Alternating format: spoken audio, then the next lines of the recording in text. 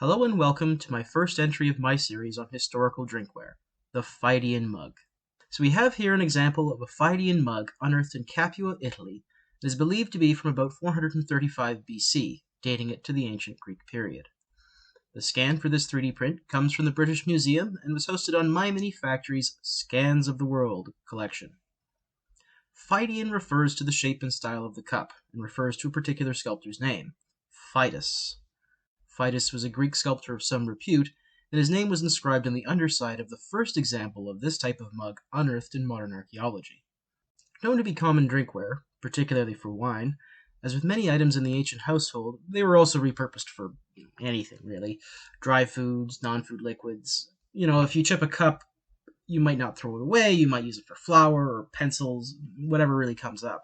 Many of the examples found show very fine pottery work, evident through the thin cross-sections used as well as the artwork scrolled on the pieces. This style of mug features a simple strap handle. They have a bulbed interior, a slightly narrower neck, and a very broad flared opening. The brim full volume was found to be 225 milliliters, just under 1 cup, on the scanned example. Another larger example I've estimated to be about 475 milliliters, almost 2 cups in volume, so there's a bit of a range in sizes. Now, in my opinion, it's more likely the neck was used as a pouring guide rather than the absolute top. If you were always filling up to the very flat brim of this cup, you'd likely spill. The neck part of the mug seems to me a more sensible pouring guide, much the same way modern glasses usually use their geometry to suggest a fill level. One of the decorative rings around the outside of the mug traces a line around this narrow part of the cup. So filling the mug up to the narrowest point, where that line is, the volume is closer to 190 milliliters on the scanned example, and estimated to be about 425 on the slightly larger one we know of. Starting with the basic shape of the mug. On a personal level, I think it's an attractive shape. I appreciate the little geometric patterning along the bottom of the depicted scene and nearer the neck. Pictures show that the mugs were often painted as well as embossed, and we know that they were glazed. So it's important to imagine these as colorful, perhaps even shiny objects people wanted to have in their home. Someone might go around shopping for a rare or well-made scene on one of them to show off to their friends and relatives. When I imagine when a mug like this might have been brand new, I think it would fit right into a modern home decor shop next to the Victorian-style teacups. The 3D printing material has a natural gloss to it, and I enjoy the way the shape catches the light. The uniform color of the 3D print does make it harder to distinguish the designs on the mug. Feeling the cup in my hands, I can tell that it was made to be about the same size as the potter's hands.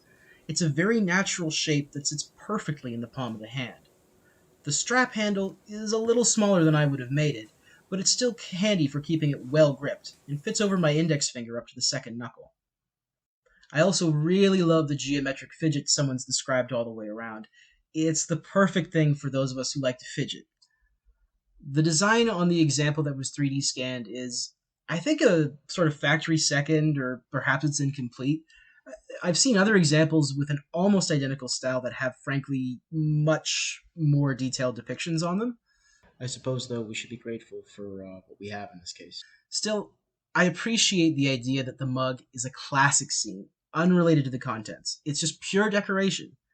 That also probably helped to tell your mugs apart at a party, a bit like wine charms are today. Hey, I was drinking out of the Perseus and the Medusa. Give it back. I thought you had Perseus and the Gorgon. Oh my gods. Medusa is a Gorgon. What are you, Etruscan? No, but your mother is. It's really quite pleasant to drink out of. The serving size doesn't feel at all small in this shape. When filled with beer, the beer tends to sit at the neckline and the foam sits on top, making for a reasonably pleasant drinking experience. Draining the last drops out of the mug is actually a bit of a challenge owing to the shape, which I suppose makes those last little bits seem more final in their own way. As to wine, when filled to the neck, it's slightly larger than the standard Canadian wine serving, clocking in at 6.4 ounces instead of 5.